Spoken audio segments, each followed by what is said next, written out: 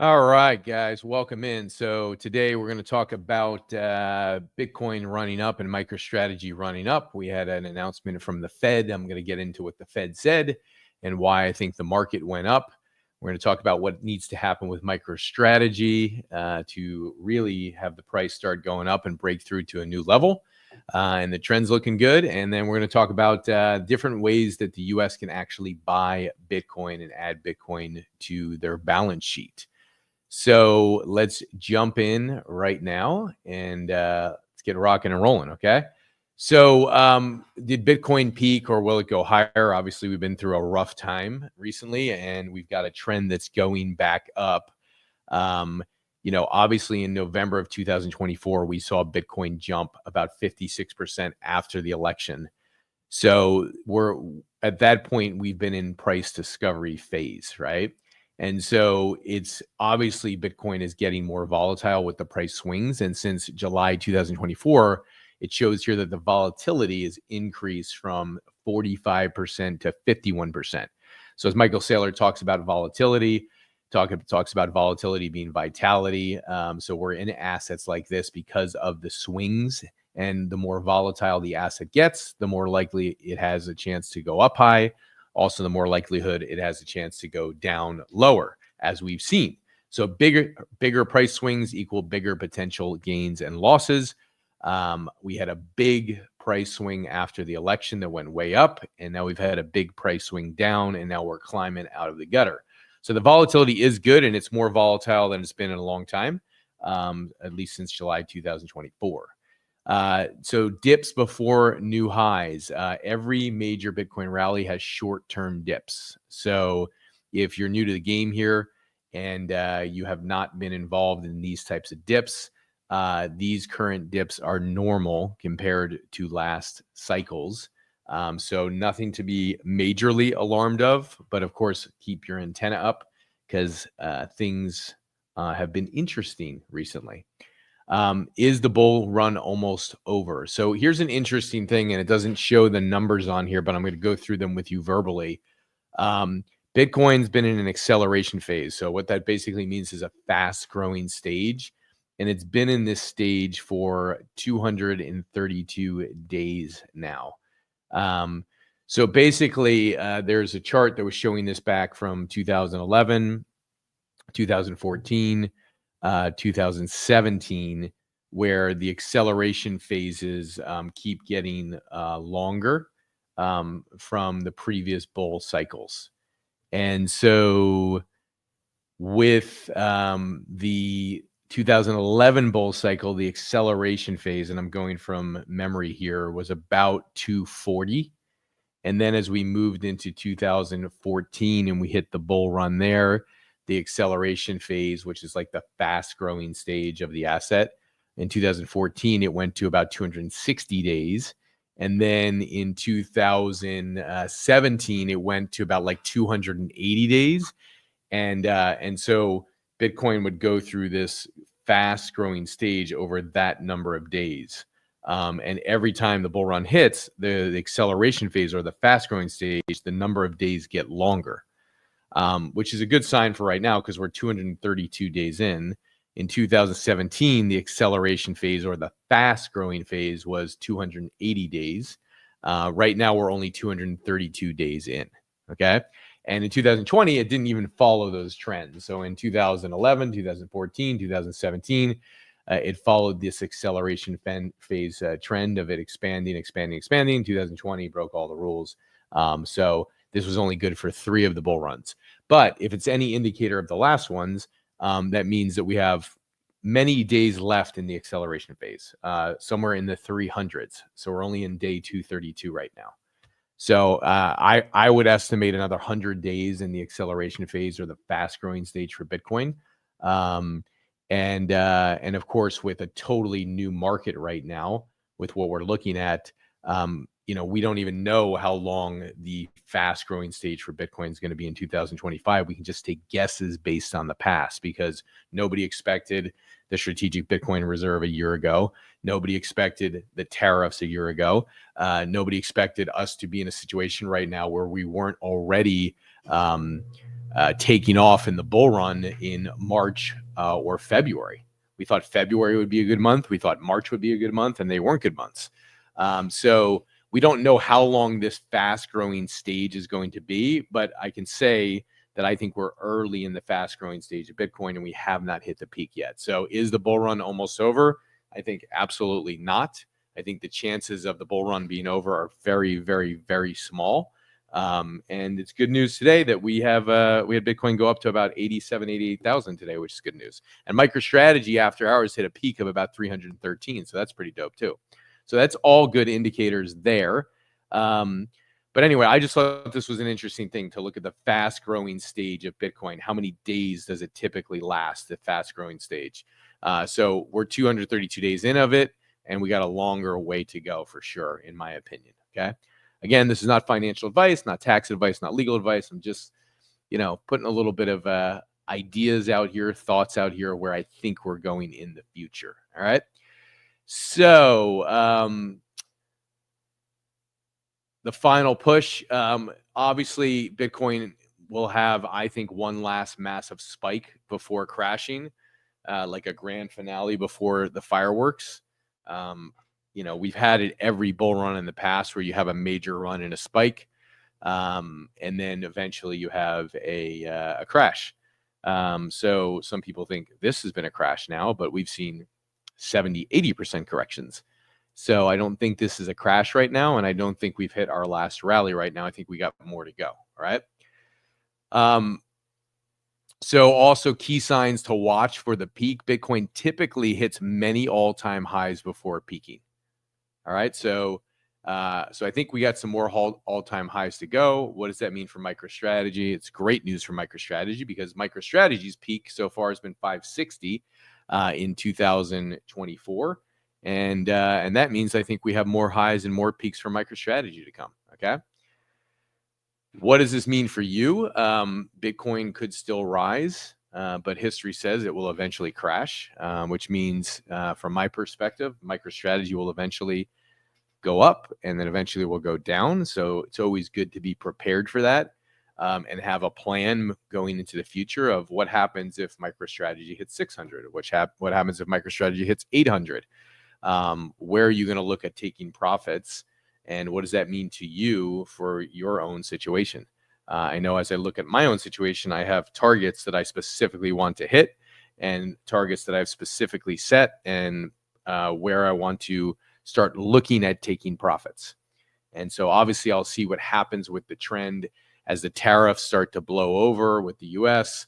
I'll start to look at what's happening as Bitcoin goes on a run again. I'll start to look at what's happening as MicroStrategy starts booming again. I'll start to look at what's happening. But you have to look at what it means for you and make your own decisions on this. The U.S. wants Bitcoin, but doesn't want to print money or raise taxes. So we know that they've been talking about getting more Bitcoin, and they're committed to this. So here's 6 ways they could potentially do it, okay?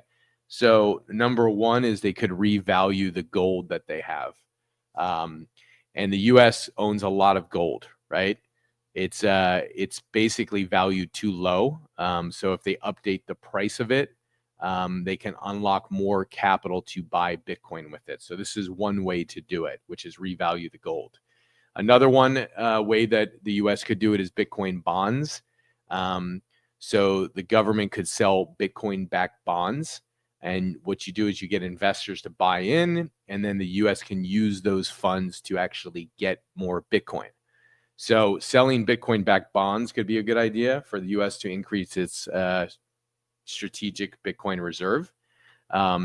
Using extra Fed money. So the Federal Reserve, they used to keep extra money in reserves. If they bring this back, they could quietly go ahead and start buying some Bitcoin. Making Bitcoin global money. So the IMF, the International Monetary Fund, has special international reserve funds. So if they add Bitcoin, it becomes even more powerful worldwide. The U.S. controls the voting rights in the IMF. So for something to pass, I think you have to have like a 16.5% or an 18.5% majority. And guess who owns about 18.5% of the voting rights? The U.S. Okay, so the U.S. could drastically influence the IMF to have a special international reserve fund. So that could be interesting. Selling cheese for Bitcoin. The U.S. has too much cheese. So selling it for Bitcoin means they don't need to spend new money, right? So that could be another way to acquire Bitcoin. And the U.S. Treasury has a special money emergency fund as well. So if you look at the international debt, or the debt that we have as the U.S., I should say, the U.S. has quite a bit of debt. And so you could look at this as an emergency situation where we're paying, $1 trillion or so in interest a year on the debt, or more than that. So could we use the emergency fund to buy Bitcoin? So these are some ways that the U.S. could buy Bitcoin. I'm sure they're looking at these different ways. I'd be shocked if they're not looking at these different ways. So this could be an interesting approach by the U.S., which would be cool. So we got that. So the U.S. wants more Bitcoin. If they spend billions on it, the price is going to go up. So my advice, or I should say my advice to myself, is don't be late to the party. And then here's some other news. We know that XRP just surged up. It went up like 10% after the announcement. It might be up more right now.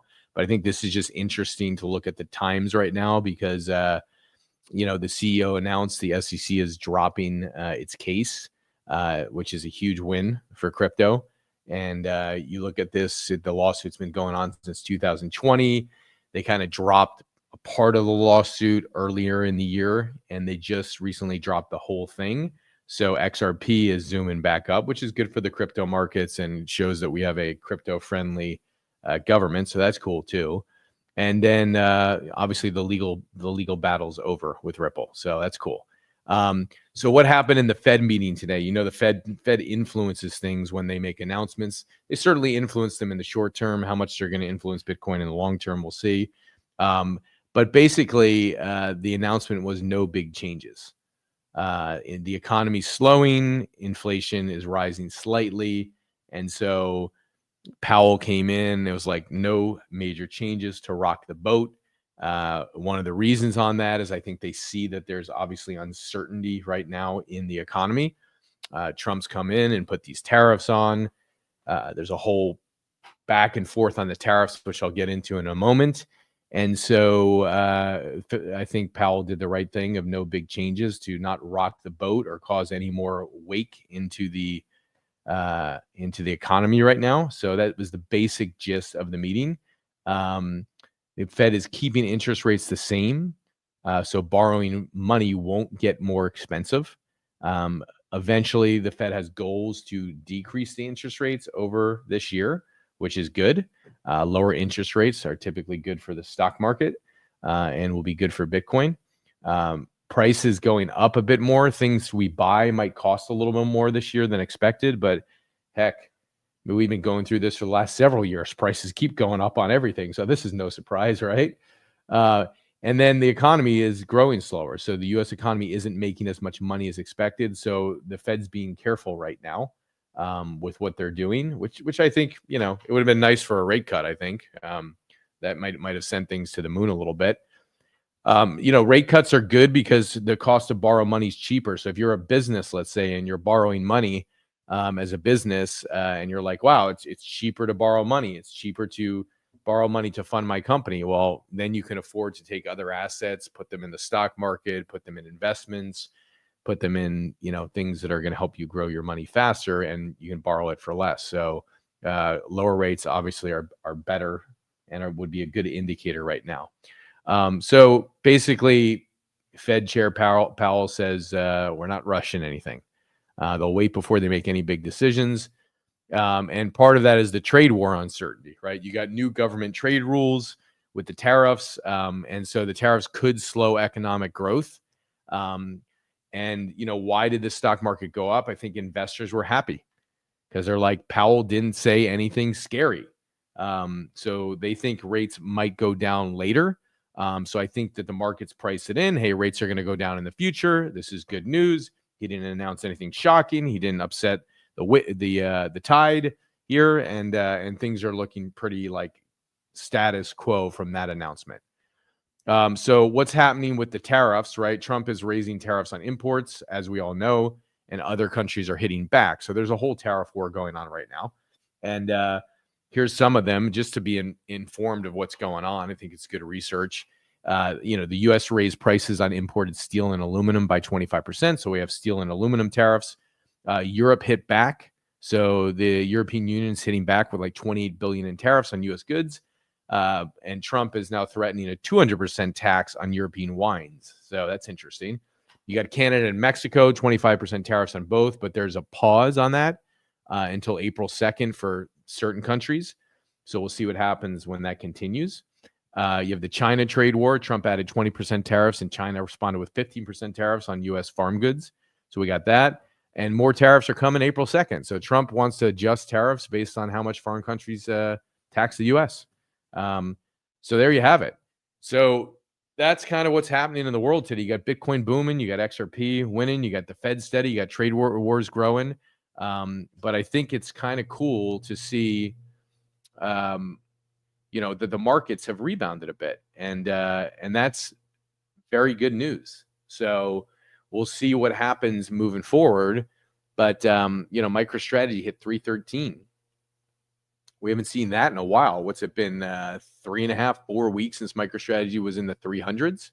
So that's a nice breakthrough on price. It's some technical analysis I was sharing the other day. I think if we hit through the 318 price range on MicroStrategy, that'll be a big move.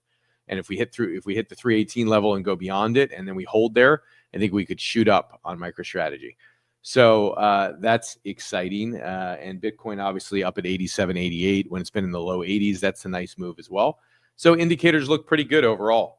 Obviously, we'd like to be over 110,000 right now, but obviously February has been slow. March has been slow.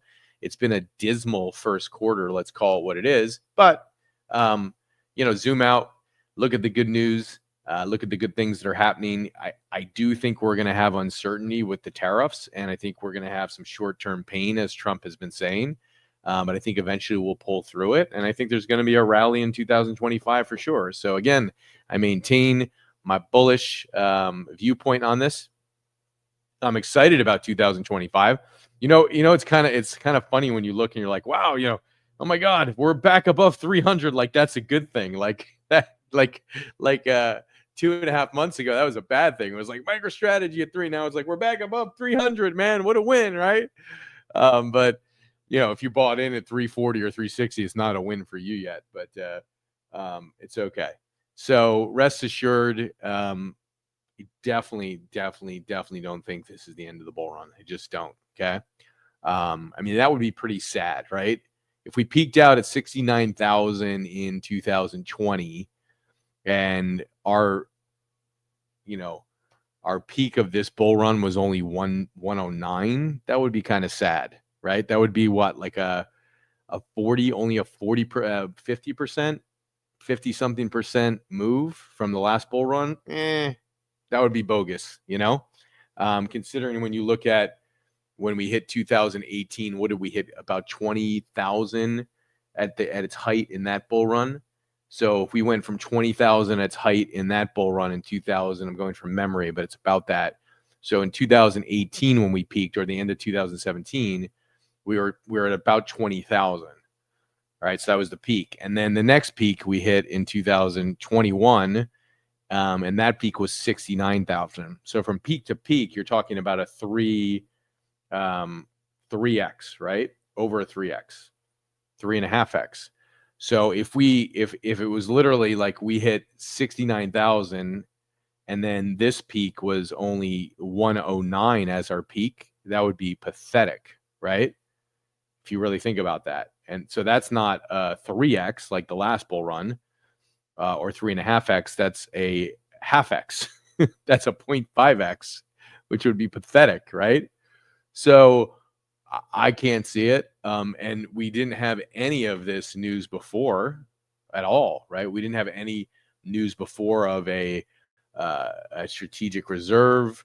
We didn't have any, news of states passing bills. We didn't have any news of MicroStrategy buying this much Bitcoin before. MicroStrategy wasn't even close to buying this much Bitcoin before. We didn't have news of anybody following the MicroStrategy playbook. So there's so much stuff we didn't have going on. We didn't have countries with as much Bitcoin as they have right now. We weren't in this situation at all. We didn't have BlackRock. We didn't have the ETFs that 3-4 years ago with this. We didn't have any of this. So you have all this firepower now. And from peak of 2017 end bull run to peak of 2021, to think that we would move from 20,000 peak to 69,000 peak 3.5x, and to only move from 69,000 to 109, I don't see it. I don't see any possible way that that's true.